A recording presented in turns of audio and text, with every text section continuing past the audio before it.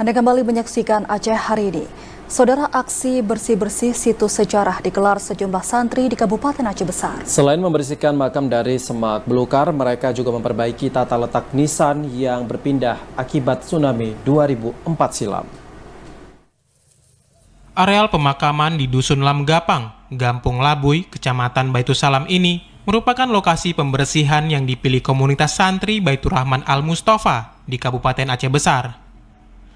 Selain membersihkan lokasi dari Semak Belukar, sejumlah santri mengembalikan nisan ke lokasi awal. Hal ini dilakukan karena posisinya telah berserakan akibat terbawa tsunami tahun 2004 silam. Selain rusak, tulisan di batu nisan yang masih tersisa sudah tidak terbaca akibat dimakan usia.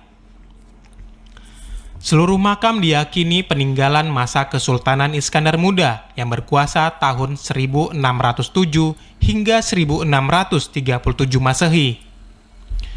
Selain mereka yang mengabdi pada keluarga kerajaan, beberapa di antaranya diyakini makam ulama yang mensyiarkan Islam di Aceh.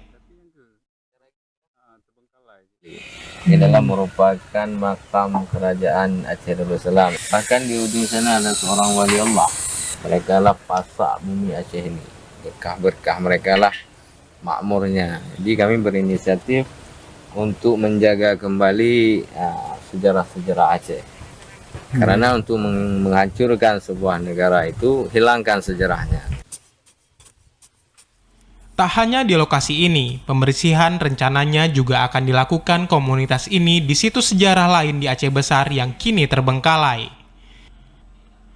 Selain upaya merawat sejarah, aksi bersih-bersih dinilai merupakan bentuk penghargaan kepada ulama yang pernah menyebarkan syiar Islam di Aceh.